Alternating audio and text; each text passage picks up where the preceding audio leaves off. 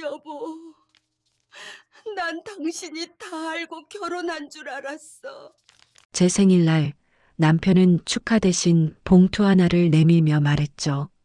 이제 정리하자. 그 봉투 안에는 제가 언제부터 필요 없는 사람이 되는지가 적혀 있었습니다. 이 결혼이 정말 사랑이었는지 아니면 처음부터 계산이었는지 저는 언제부터 쓸모없는 사람이 된 걸까요? 김선영의 생일은 늘 조용했습니다. 거창한 파티도 비싼 선물도 없었지만 그래도 가족이 모여 밥 한 끼 먹는 날이었지요. 올해도 마찬가지였어요. 딸 내외가 일찍 퇴근해서 집에 왔고 선영은 오전부터 미역국을 끓이고 전을 부쳤습니다. 남편 박태주는 평소처럼 거실 소파에 앉아 뉴스를 보고 있었고요. 저녁 6시 식탁에 음식이 차려졌습니다. 딸이 케이크를 꺼내 촛불을 켰고 사위가 불을 끄려 스위치에 손을 올렸어요. 그때 선영은 남편을 보았습니다. 태주는 촛불을 보지 않았어요. 그저 자기 앞 접시만 내려다보고 있었지요. 딸이 생일 축하 노래를 부르기 시작했지만 남편의 입은 열리지 않았습니다. 선영은 촛불을 불어 껐어요. 박수 소리가 작게 울렸고 딸이 케이크를 자르려는 순간이었습니다. 태준이 안주머니에서 흰 봉투 하나를 꺼내 식탁 위에 놓았어요. 선물이라고 생각한 딸이 환하게 웃었지요. 아빠 뭐예요? 엄마 선물? 태주는 대답하지 않았습니다. 대신 봉투를 선영 쪽으로 밀며 짧게 말했어요. 열어봐. 선영은 봉투를 들었습니다. 무게감이 이상했어요. 카드나 현금이 들어있을 만한 느낌이 아니었지요. 손가락으로 봉투를 뜯는데 이상하게 손이 떨렸습니다. 안에서 나온 건 서류 여러 장이었어요. A4 용지에 빼곡하게 인쇄된 문서들이었지요. 선영은 첫 장을 읽었습니다. 요양병원 입소 상담 안내라는 제목이 보였어요. 그 아래에는 보호자 지정 동의서, 재산관리 위임 동의서, 의료결정 대리인 지정서가 차례로 들어 있었습니다. 선영의 이름이 미리 타이핑되어 있었고 서명란만 비어 있었어요. 딸이 어머니의 표정을 보고 서류를 가로채듯 빼앗아 읽었습니다. 그리고 아버지를 똑바로 쳐다봤지요. 아빠, 이게 대체 뭐예요? 태주는 여전히 선영만 보고 있었어요. 딸의 목소리가 들리지 않는 사람처럼요.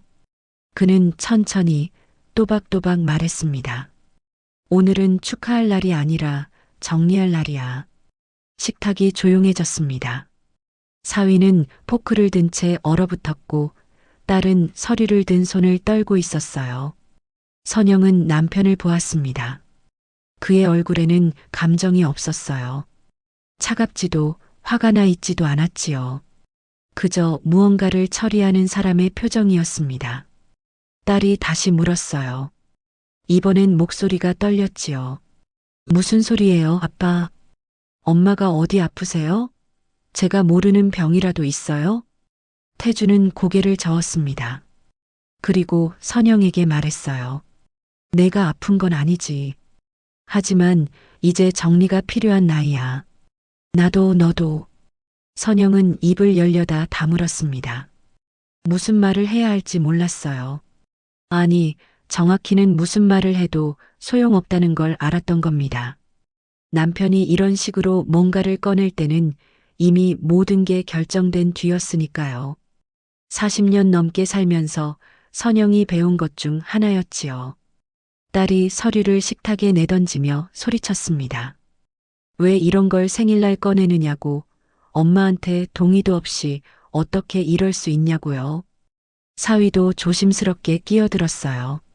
너무 갑작스러운 것 같다고 가족끼리 천천히 얘기해 보자고요. 하지만 태주는 듣지 않았습니다. 그는 선영만 보면서 말했어요. 나는 내 생각을 이미 알아. 말 안 해도 다 보여. 그 순간 선영은 느꼈습니다. 이 서류들이 선물이 아니라 통보라는 것을요. 남편은 자신에게 선택권을 준 게 아니었어요. 그저 절차를 밟는 중이었던 거지요. 서명만 받으면 되는 이미 완성된 각본이었습니다. 태주는 자리에서 일어났어요. 음식은 거의 손도 대지 않았지요. 그는 현관으로 걸어가며 말했습니다. 내일 변호사 사무실에 같이 가자. 시간은 내가 정해놨어. 문이 닫혔습니다. 남은 세 사람은 아무 말도 하지 못했어요. 식탁 위에는 식어가는 미역국과 촛불 자국이 남은 케이크, 그리고 펼쳐진 서류들만 남았습니다. 선영은 서류를 천천히 다시 모았어요. 딸이 손을 잡으며 괜찮냐고 물었지만 선영은 대답하지 않았습니다. 괜찮다고 말하면 거짓말이었고 괜찮지 않다고 말하면 딸이 더 불안해할 테니까요. 선영은 그저 봉투를 접어 가방에 넣었어요. 그날 밤 선영은 잠들지 못했습니다. 남편은 이미 코를 골고 있었지요. 선영은 어둠 속에서 천장을 보며 생각했어요. 남편이 오늘 한 말 중 하나가 계속 머릿속을 맴돌았습니다. 정리할 날. 생일이 정리할 날이라는 말을 선영은 이해할 수 없었어요. 아니, 정확히는 이해하고 싶지 않았던 겁니다. 하지만 선영은 알고 있었어요. 이 정리라는 단어가 무엇을 의미하는지를요. 남편이 오랫동안 준비해온 무언가가 드디어 시작된 거라는 걸요. 선영은 이불을 목까지 끌어올렸습니다. 몸이 차가웠어요. 생일날 받은 선물은 그녀를 지우는 서류 한 뭉치였습니다. 그날 밤 이후로 남편의 태도가 달라지기 시작했습니다. 아니, 정확히는 달라진 게 아니라 숨겨왔던 무언가가 표면으로 올라오기 시작했다고 해야 맞을 거예요. 태주는 집에 있는 시간이 늘어났고 거실에 앉아 있는 시간이 길어졌습니다. 그리고 말을 하기 시작했어요. 평소에는 필요한 말만 하던 사람이 갑자기 과거 이야기를 꺼내기 시작한 겁니다. 처음엔 군대 이야기였어요. 태주는 20대 초반에 입대했고 그곳에서 3년을 보냈다고 했지요. 선영도 그 정도는 알고 있었습니다. 하지만 남편이 군 시절에 대해 구체적으로 말한 적은 거의 없었어요. 그런데 그날 태주는 서재에서 낡은 상자 하나를 꺼내 들고 나왔습니다. 이거 봐. 태주는 상자를 거실 탁자 위에 내려놓았어요. 먼지가 날렸고 뚜껑을 여는 순간 오래된 종이 냄새가 풍겼습니다. 안에는 노란 신문 스크랩들과 군 관련 서류, 그리고 흑백 사진 몇 장이 들어 있었어요. 태주는 그중 신문 스크랩 하나를 꺼내 선영 앞에 펼쳤습니다. 군부대 내 훈련 중 사고, 하사관 1명 중상. 1978년 8월의 기사였어요. 기사는 짧았습니다. 훈련 중 장비 결함으로 사고가 발생했고 한 하사관이 크게 다쳤다는 내용이었지요. 이름은 나와 있지 않았지만 태주는 그 기사를 손가락으로 짚으며 말했어요. 이게 나야. 내 인생이 꺾인 날이지. 선영은 기사를 다시 읽었습니다. 그런데 이상했어요.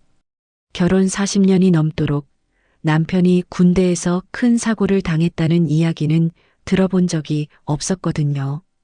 태주는 다리를 약간 절긴 했지만 그게 교통사고 후유증이라고만 알고 있었습니다. 당신, 이런 일이 있었어요? 선영이 조심스럽게 물었어요. 태주는 웃지 않았습니다. 그는 다른 서류를 꺼내 보여주었어요. 군 병원 진단서였고 거기엔 척추 손상 및 하지 근력 저하라는 문구가 적혀 있었지요. 그 아래 또 다른 서류가 있었는데 사고 경위서였습니다. 태주는 그 서류를 천천히 읽기 시작했어요. 마치 암송하듯 이미 수백 번 읽은 것처럼 말이에요. 사고는 야간 훈련 중에 일어났고 장비 점검을 담당했던 병사가 실수를 했다는 내용이었습니다. 하지만 조사 과정에서 증언이 뒤바뀌었고 결국 사고는 불가피한 상황으로 처리되었다고 했어요. 태주는 보상도 제대로 받지 못했고 제대 후 취업에도 어려움을 겪었다고 했습니다. 그래서 내가 이렇게 된 거야. 태주는 자신의 다리를 내려다보며 말했어요. 선영은 어떻게 대답해야 할지 몰랐습니다. 40년을 함께 살았는데 왜 이제야 이 이야기를 꺼내는 걸까요? 그런데 태준의 다음 말이 선영을 얼어붙게 만들었습니다. 그때 증언을 바꾼 사람이 있었어. 처음엔 장비에 문제가 있었다고 말했다가 나중엔 내가 부주의했다고 말을 바꿨지.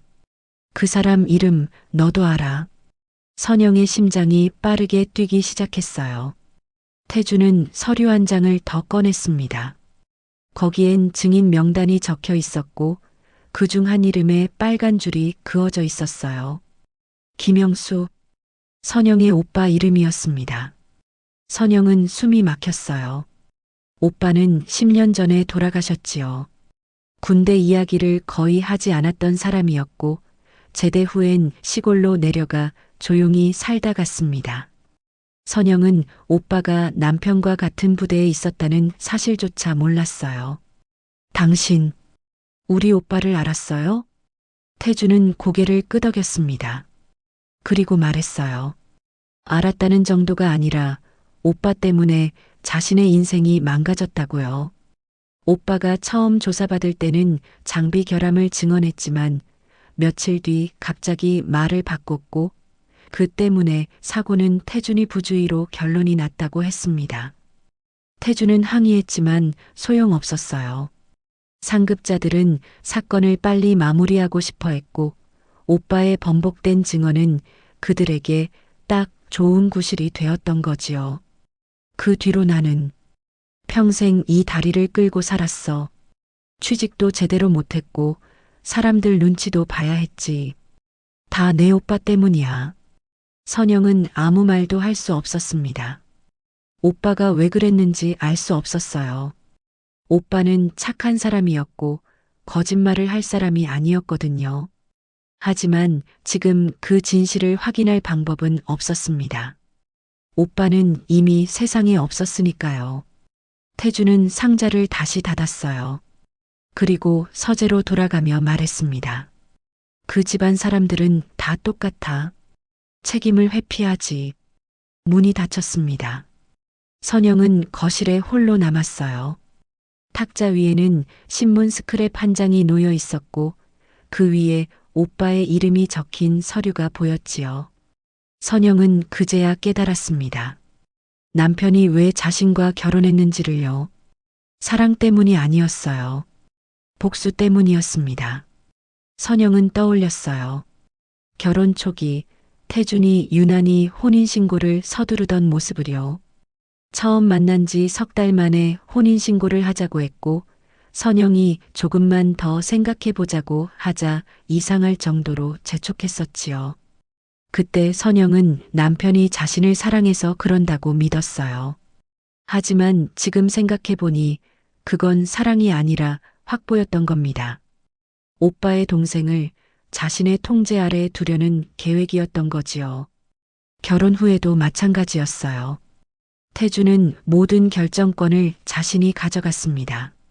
집을 살 때도 아이 교육 문제도 심지어 선영이 친구를 만나는 것조차 태준의 허락이 필요했어요. 선영은 그게 남편의 성격이라고 생각했지요. 꼼꼼하고 책임감 있는 가장의 모습이라고요. 하지만 그건 통제였습니다. 김영수의 동생을 평생 자기 곁에 묶어두려는 계산된 행동이었던 거예요. 선영은 소파에 주저앉았습니다.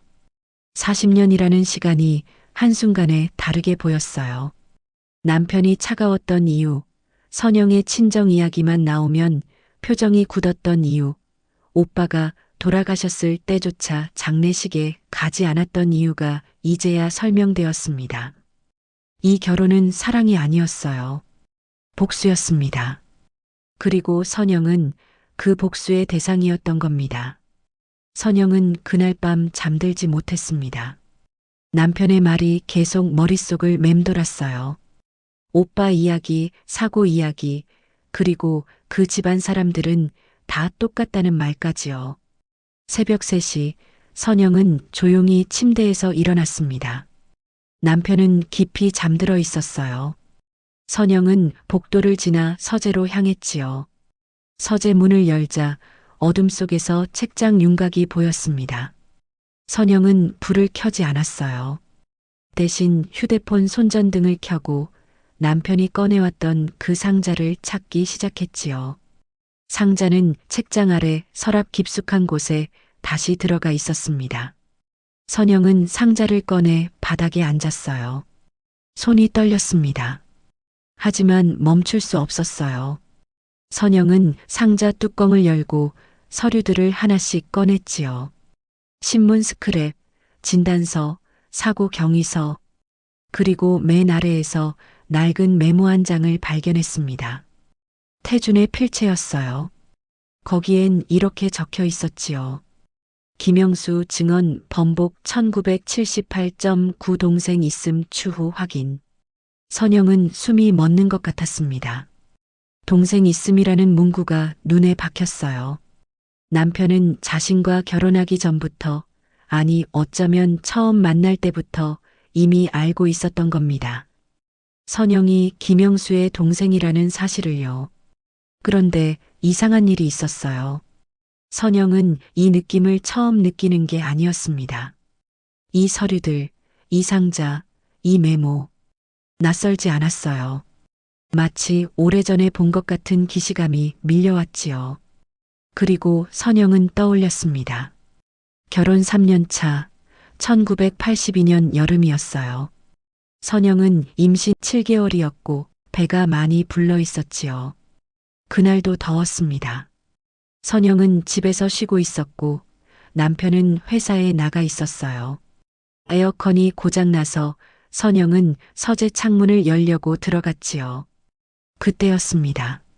책상 서랍이 반쯤 열려 있는 걸 발견한 건요. 평소 같으면 그냥 닫고 나왔을 겁니다. 하지만 그날은 왜인지 서랍 안이 보였어요. 서류 몇 장이 삐져나와 있었고 그중 하나에 군 사고 경위서라는 제목이 적혀 있었지요. 선영은 호기심에 서랍을 더 열었습니다. 그리고 그 안에서 지금과 똑같은 서류들을 발견했어요. 신문 스크랩, 오빠의 이름이 적힌 증인 명단, 그리고 그 메모까지요. 선영은 그때 모든 걸 알았습니다. 남편이 왜 자신과 결혼했는지, 왜 그렇게 서둘러 혼인신고를 했는지, 왜 친정 이야기만 나오면 차가워지는지요. 선영은 서류를 든 채 한참을 서 있었어요. 뱃속에서 아이가 움직였고 그 순간 선영은 선택의 갈림길에 섰습니다. 진실을 따지고 모든 걸 깨뜨릴 것인가? 아니면 모른 척하고 이 가정을 지킬 것인가? 선영은 후자를 택했어요. 서류를 다시 서랍에 넣고 서재 문을 조용히 닫았지요. 그날 저녁 남편이 돌아왔을 때 선영은 평소처럼 저녁상을 차렸습니다. 남편은 아무것도 모른 채 밥을 먹었고 선영은 아무 말도 하지 않았어요. 왜 그랬을까요? 선영은 스스로에게 물었지요. 사랑 때문이었을까요? 아니면 두려움 때문이었을까요? 둘 다였습니다. 선영은 남편을 사랑했어요. 아니, 적어도 사랑하려고 노력했지요. 그리고 동시에 두려웠습니다. 친정은 가난했고 오빠는 이미 가정을 꾸린 뒤였어요. 선영이 돌아갈 곳은 없었습니다. 뱃속의 아이를 혼자 키울 자신도 없었고요. 그래서 선영은 침묵을 선택했어요. 남편의 분노를 자신의 몫으로 받아내기로 한 겁니다. 그 뒤로 40년이 흘렀습니다. 선영은 남편이 차가워질 때마다 더 조심했고 더 말을 아꼈어요. 남편이 화를 낼 것 같으면 먼저 한 발 물러섰고 남편의 결정에 반대하지 않았지요. 선영은 스스로를 지우는 법을 배웠습니다. 그게 이 집에서 살아남는 방법이라고 믿었으니까요. 그리고 남편은 자신이 완벽한 가장이라고 믿게 되었어요. 선영이 순종적인 아내라고 생각했고 자신이 가정을 잘 이끌고 있다고 확신했지요. 남편은 몰랐습니다. 선영이 이미 모든 걸 알고 있다는 사실을, 그리고 그 사실을 알면서도 침묵을 선택했다는 것을요. 현재로 돌아왔습니다. 선영은 서재 바닥에 앉아 그 오래된 메모를 다시 보았어요. 동생 있음이라는 문구가 여전히 거기 있었지요. 선영은 깨달았습니다. 남편은 자신이 벌을 주고 있다고 믿었지만 사실 선영은 이미 40년 동안 벌을 받고 있었다는 것을요. 다음 날 아침 딸에게서 전화가 왔습니다. 목소리가 떨리고 있었어요. 엄마, 아빠가 나한테 연락했어. 요양병원 상담 날짜를 잡았대. 다음 주 화요일이래. 선영은 아무 말도 하지 못했어요. 딸이 계속 말했지요. 엄마, 이게 뭐예요? 나는 아무것도 몰랐어. 아빠가 일방적으로 다 정해놨더라고. 상담만 하는 거래. 근데 상담 후에 바로 입소 절차 들어갈 수도 있다고 했어. 엄마는 동의한 거예요? 선영은 동의하지 않았습니다. 하지만 반대하지도 않았어요. 그게 선영의 방식이었으니까요. 40년 동안 그렇게 살아왔으니까요. 엄마, 대답 좀 해요. 엄마는 정말 요양병원 가고 싶은 거예요? 선영은 입을 열었지만 목소리가 나오지 않았습니다. 그러다 겨우 한마디를 했어요. 괜찮아. 딸이 소리쳤습니다. 괜찮을 리 없잖냐고, 왜 아무 말도 안 하냐고요. 하지만 선영은 더 이상 말할 수 없었어요. 전화를 끊었고 휴대폰을 소파에 내려놓았지요. 남편은 거실에 앉아 신문을 보고 있었습니다. 선영이 전화하는 내용을 다 들었을 텐데 아무 반응이 없었어요. 남편은 신문을 넘기며 말했습니다. 병원은 좋은 곳이야. 전문가들이 돌봐주고 너도 편하게 쉴 수 있어. 선영은 남편을 보았어요. 남편은 여전히 신문만 보고 있었지요. 선영은 물었습니다. 당신, 나를 사랑한 적 있어요? 남편의 손이 멈췄습니다. 신문이 살짝 흔들렸어요. 하지만 남편은 고개를 들지 않았지요. 사랑? 그게 뭐가 중요해? 우리 40년 넘게 잘 살았잖아. 선영은 웃었습니다. 웃음이 나왔어요. 슬픔인지 허탈함인지 알 수 없는 웃음이었지요. 40년 넘게 잘 살았다고 남편은 그렇게 믿고 있었습니다. 선영은 자리에서 일어났어요. 방으로 들어가 옷장을 열고 맨 위 서랍에서 오래된 수첩 하나를 꺼냈습니다. 결혼 3년 차에 쓰기 시작한 일기장이었어요. 선영은 그 일기장을 펼쳐 첫 페이지를 읽었지요. 1982년 7월 15일. 오늘 남편의 서류를 봤다. 모든 게 이해됐다. 나는 선택해야 한다. 떠날 것인가, 남을 것인가. 나는 남기로 했다. 아이 때문에. 그리고 어쩌면 내 오빠가 정말로 잘못했을지도 모른다는 생각 때문에. 이제부터 나는 이 집에서 조심해야 한다. 남편의 분노를 내가 대신 받아내야 한다. 선영은 일기장을 덮었습니다. 그리고 가방에 넣었어요. 이제 이 일기장을 누군가에게 보여줄 때가 온 것 같았습니다. 다음 주 화요일 요양병원 상담 날이 다가오고 있었어요. 선영은 알고 있었습니다. 그날이 끝이 될 거라는 것을요. 이 침묵의 40년이 드디어 끝나는 날이 될 거라는 것을요. 하지만 선영은 아직 결정하지 못했습니다. 이 침묵을 깨뜨릴 것인가 아니면 그대로 받아들일 것인가를요.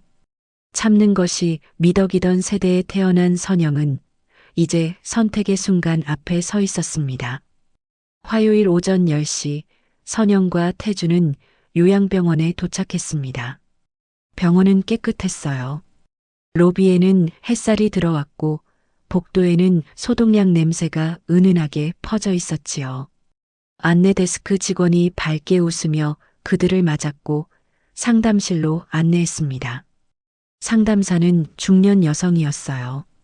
그녀는 선영에게 먼저 악수를 청했지만 태준이 먼저 나섰지요. 그는 상담사와 명함을 주고받으며 자신이 보호자라고 소개했습니다. 선영은 그 옆에 앉아 있었어요.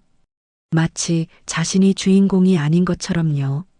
상담은 예상보다 빨리 진행되었습니다. 상담사는 주로 태준에게 질문을 했어요.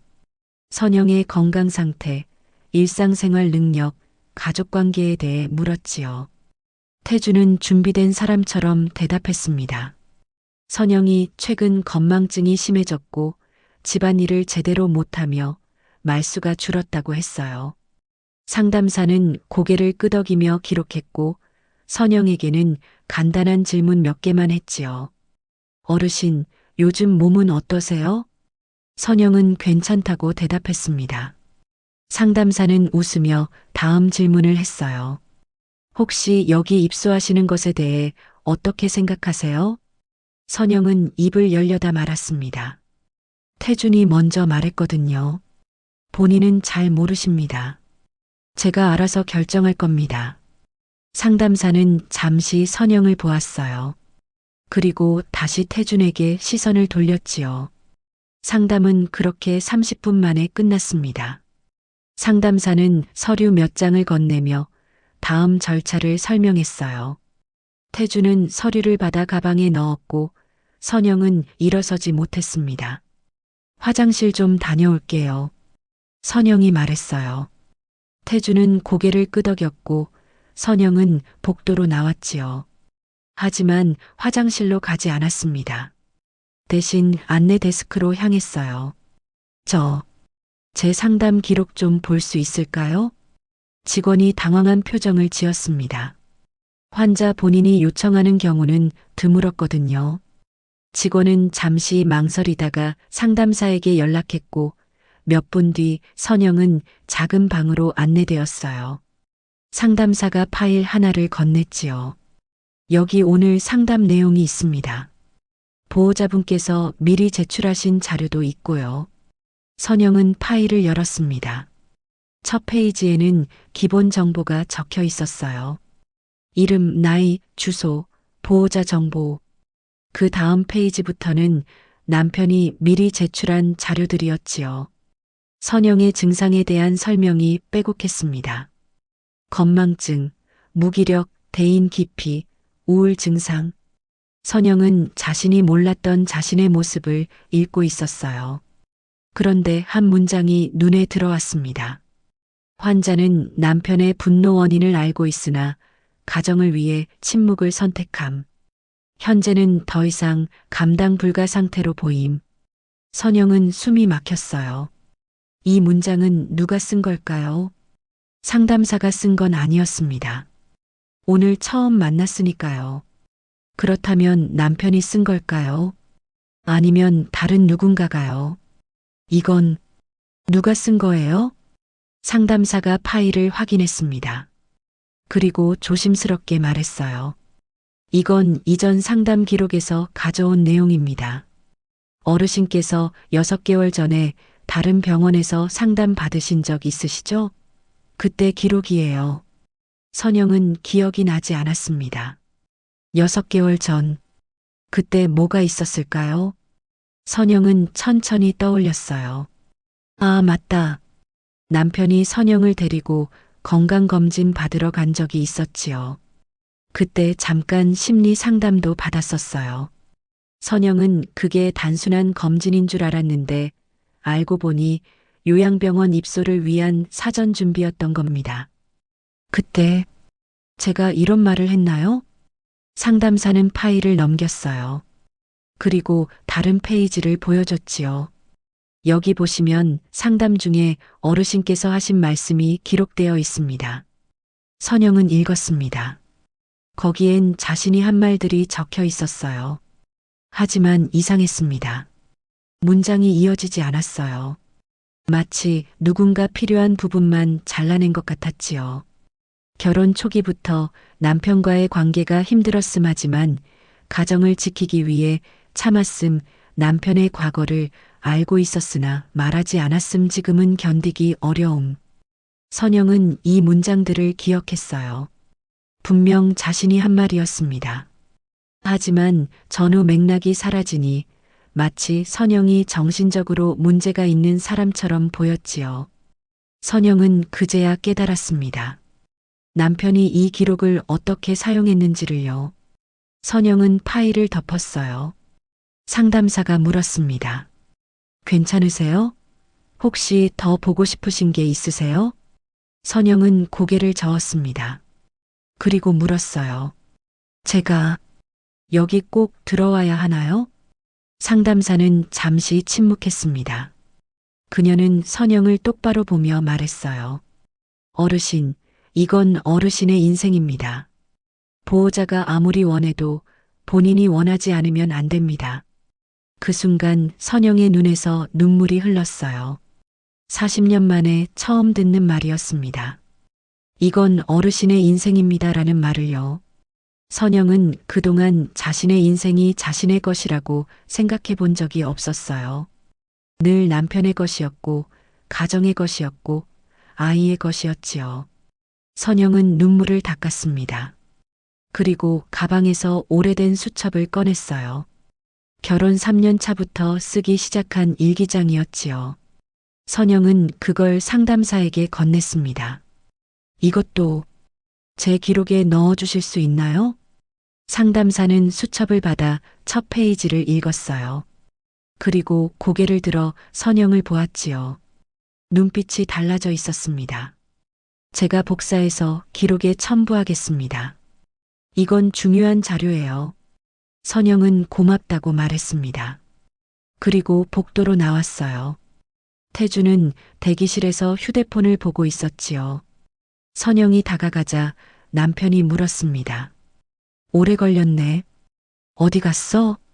선영은 대답하지 않았어요. 대신 남편의 눈을 똑바로 보며 말했습니다. 당신, 나한테 할 말 없어요?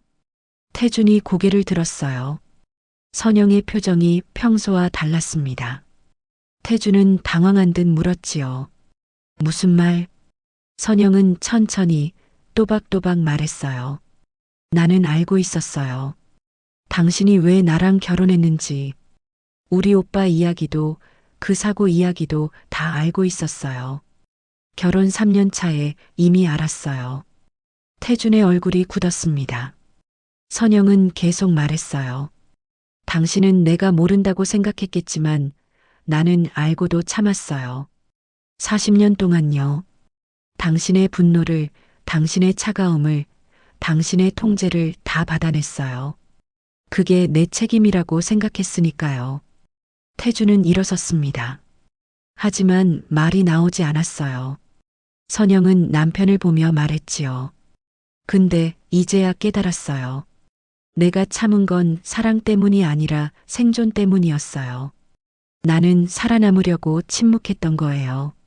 근데 당신은 그 침묵을 내 동의로 착각했어요. 태준이 입을 열었어요. 너 알고 있었어? 선영은 고개를 끄덕였습니다. 네, 알고 있었어요. 그래서 더 참았어요. 우리 오빠가 당신한테 잘못한 게 있을지도 모른다고 생각했으니까요. 근데 당신은 그걸 이용했어요. 내 침묵을 이용해서 나를 완전히 지배했어요. 태주는 뒤로 물러섰습니다. 마치 처음 보는 사람을 보듯 선영을 쳐다봤어요. 선영은 가방을 들고 입구를 향해 걸어갔지요. 나는 요양병원 안 갈 거예요. 당신이 정리하고 싶으면 당신 혼자 하세요. 선영은 병원을 나갔습니다. 태주는 그 자리에 서 있었어요. 로비에 햇살이 쏟아졌지만 태준의 얼굴은 어두웠지요. 집으로 돌아온 선영은 방문을 닫았습니다. 그리고 침대에 누워 천장을 보았어요. 마음이 이상했습니다. 후련하면서도 슬펐고 자유로우면서도 두려웠어요. 40년 만에 처음으로 자신의 목소리를 낸 기분이었지요. 태주는 거실에 앉아 있었습니다. 상담사에게서 온 문자를 보고 있었어요. 거기엔 이렇게 적혀 있었지요. 환자분께서 추가 자료를 제출하셨습니다. 확인 후 연락드리겠습니다. 태주는 무슨 자료인지 알 수 없었어요. 하지만 불안했습니다. 선영이 뭔가 말했다는 게, 뭔가 꺼냈다는 게요. 태주는 서재로 들어갔습니다. 그리고 오래된 상자를 꺼내 열었어요. 서류들이 그대로 있었지만 뭔가 어긋난 느낌이 들었지요. 태주는 메모 한 장을 집어들었습니다. 동생 있음이라고 적힌 그 메모였어요. 태주는 그제야 깨달았습니다. 자신이 40년 동안 벌을 준 줄 알았는데 알고 보니 이미 벌을 받고 있던 사람에게 더 큰 짐을 얹어왔다는 것을요. 그리고 그 사람은 침묵하며 모든 걸 견뎌냈다는 것을요. 태주는 상자를 닫았습니다. 그리고 소파에 앉아 어둠 속에 있었어요. 밖에서는 비가 내리기 시작했고 빗소리가 창문을 두드렸지요. 선영은 방 안에서 그 소리를 들었습니다. 그리고 생각했어요. 이제 끝일까요? 아니면 시작일까요? 알 수 없었습니다. 하지만 한 가지는 확실했어요. 이제 더 이상 침묵하지 않을 거라는 것. 선영이 집을 나간 건 그날 밤이었습니다. 큰 가방 하나만 들고 나왔어요. 옷 몇 벌과 세면도구, 그리고 그 오래된 일기장이 전부였지요. 딸이 차를 가지고 왔고 선영은 뒤도 돌아보지 않고 현관문을 나섰습니다. 태주는 거실에 앉아 있었어요.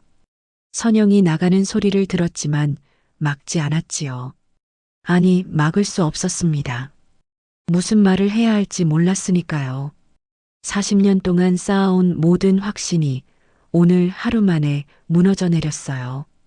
딸의 집에 도착한 선영은 작은 방 하나를 배정받았습니다. 창문이 있는 방이었어요.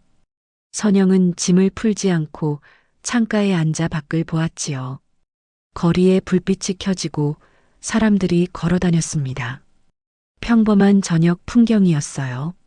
하지만 선영에게는 낯설었지요. 40년 동안 같은 집에서만 살았으니까요. 딸이 차를 가져왔어요. 따뜻한 보리차였지요.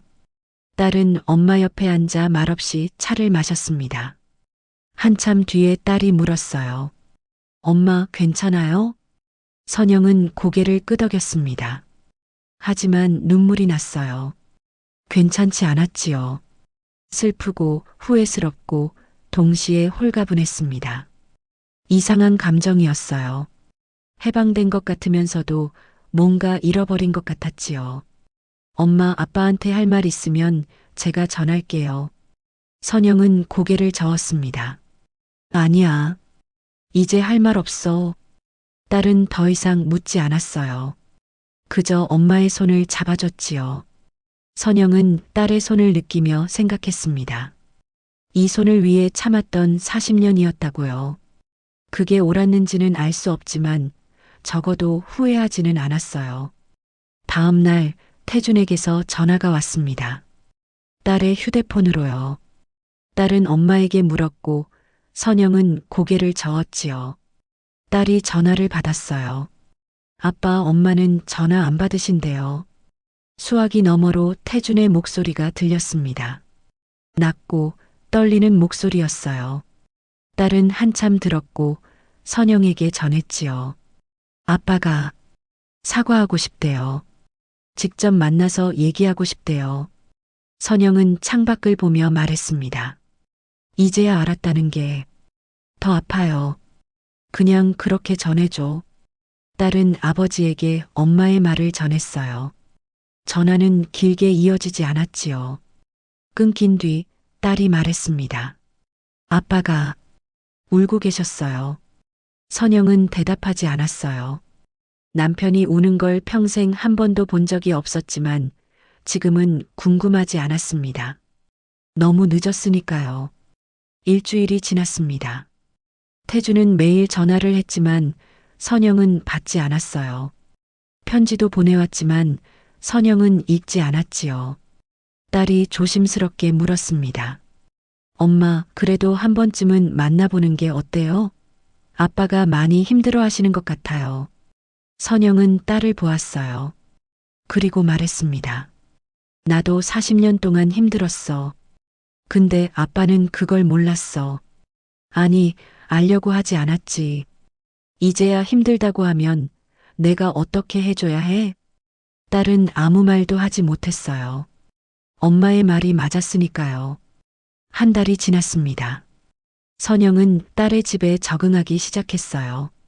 아침마다 산책을 나갔고 동네 도서관에도 다녔지요.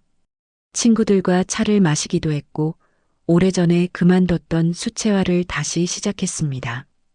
선영은 서서히 자신의 시간을 찾아가고 있었어요. 태주는 혼자 남았습니다. 집은 조용했어요. 너무 조용해서 견디기 힘들 정도였지요. 태주는 선영이 떠나고 나서야 깨달았습니다.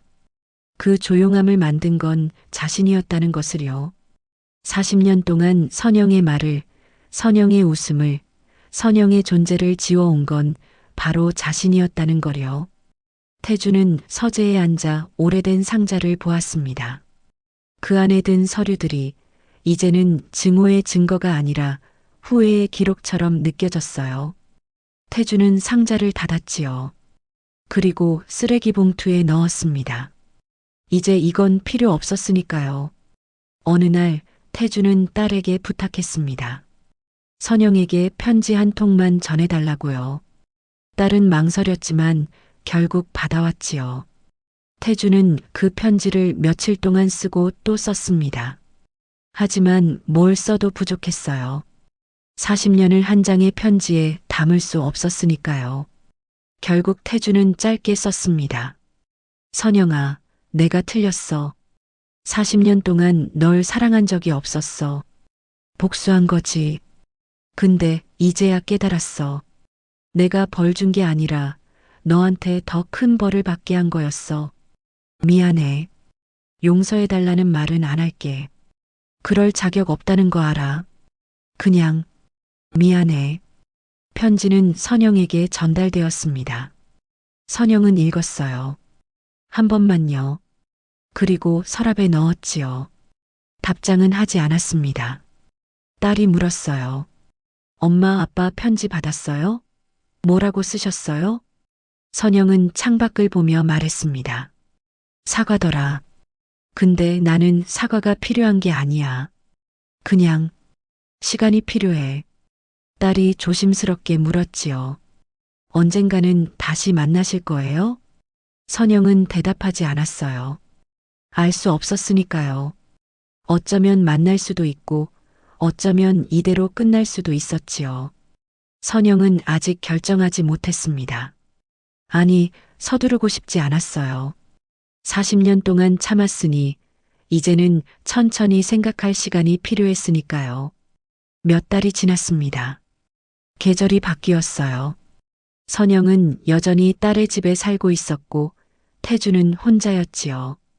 두 사람은 만나지 않았지만 서로의 소식은 딸을 통해 들었습니다. 태주는 건강검진을 받았고 당뇨 진단을 받았다고 했어요. 선영은 수채화 전시회에 출품했고 작은 상을 받았다고 했지요. 그들은 각자의 삶을 살고 있었습니다. 40년 만에 처음으로요. 어느 날 선영은 요양병원에서 전화를 받았습니다. 그때 제출했던 일기장을 돌려받으러 오라는 연락이었어요. 선영은 병원을 찾아갔지요. 상담사가 일기장을 건네며 말했습니다. 어르신, 그 뒤로 어떻게 지내세요? 선영은 웃으며 대답했어요. 잘 지내요. 처음으로 제 인생을 살고 있어요. 상담사가 미소 지었습니다. 그리고 말했지요. 다행이에요. 그게 맞는 거예요. 선영은 병원을 나왔습니다. 햇살이 따뜻했어요. 선영은 일기장을 가방에 넣고 천천히 걸었지요. 어디로 가는지 정하지 않았지만 발걸음은 가벼웠습니다. 집으로 돌아가는 길에 선영은 공원 벤치에 앉았어요. 나무 그늘이 시원했지요. 선영은 가방에서 일기장을 꺼내 마지막 페이지를 폈습니다. 거기에는 가장 최근에 쓴 글이 있었어요. 오늘 병원을 나왔다. 40년 만에 내 목소리를 냈다. 무서웠지만 후회하지 않는다. 이제부터는 나를 위해 살고 싶다. 침묵은 사랑이 아니었다. 생존이었다. 이제는 그걸 안다. 선영은 일기장을 덮었습니다. 그리고 하늘을 보았어요. 구름이 천천히 흘러가고 있었지요. 태주는 그날 집에서 오래된 앨범을 꺼내 보고 있었습니다. 결혼 사진이 있었어요. 젊은 선영이 웃고 있었고 태주는 무표정했지요. 태주는 그제야 깨달았습니다. 사진 속 선영의 미소가 진짜가 아니었다는 것을요. 이미 그때부터 선영은 참고 있었다는 걸요. 태주는 앨범을 덮었습니다. 그리고 혼잣말로 중얼거렸어요. 미안해. 정말 미안해. 하지만 그 말은 아무에게도 닿지 않았습니다. 선영은 이미 멀리 있었고 돌아올 생각이 없었으니까요. 이야기는 명확한 결말 없이 끝납니다. 선영과 태주는 다시 만났을까요? 아니면 그대로 헤어졌을까요? 아무도 모릅니다. 하지만 한 가지는 확실했어요. 선영은 더 이상 침묵하지 않았습니다. 그리고 태주는 처음으로 자신이 가해자였음을 알았지요. 이 이야기는 질문 하나를 남깁니다. 침묵은 사랑이었을까요? 아니면 폭력이었을까요?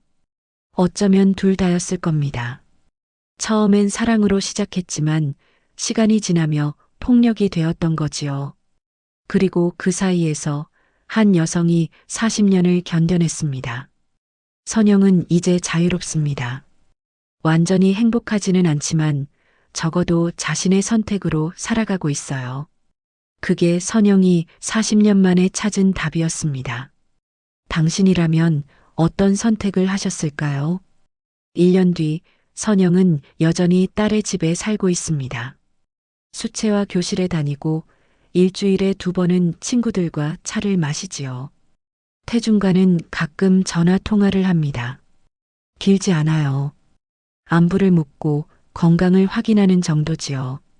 태주는 혼자 살고 있습니다. 청소를 배웠고 요리도 배웠어요. 처음엔 서툴렀지만 이제는 제법 해냅니다. 주말이면 딸의 집에 들러 손주를 봐주기도 하지요. 그때 선영과 마주칩니다.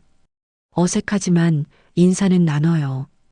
그들은 이혼하지 않았습니다. 하지만 함께 살지도 않아요. 그저 거리를 두고 각자의 삶을 살고 있지요. 딸이 어느 날 물었습니다. 엄마, 아빠랑 다시 안 살 거예요? 선영은 웃으며 대답했어요. 모르겠어. 서두르지 않을 거야. 40년을 참았으니 이제는 천천히 생각할 시간을 가질 거야. 딸은 고개를 끄덕였습니다. 그리고 더 이상 묻지 않았어요. 선영은 창가에 앉아 그림을 그립니다. 오늘은 하늘을 그리고 있어요. 파란색과 흰색이 섞인 자유로운 하늘을요. 태주는 혼자 저녁을 먹습니다. 조용하지만 이제는 익숙해졌어요. 그는 가끔 생각합니다. 만약 다시 시작할 수 있다면 어떻게 했을까요? 하지만 답은 없습니다. 시간은 되돌릴 수 없으니까요. 이것이 그들의 이야기입니다. 극적인 복수도 완벽한 화해도 없는 이야기지요. 그저 한 여성이 40년 만에 자신을 찾아가는 이야기입니다. 그리고 그것만으로도 충분히 의미 있는 결말입니다.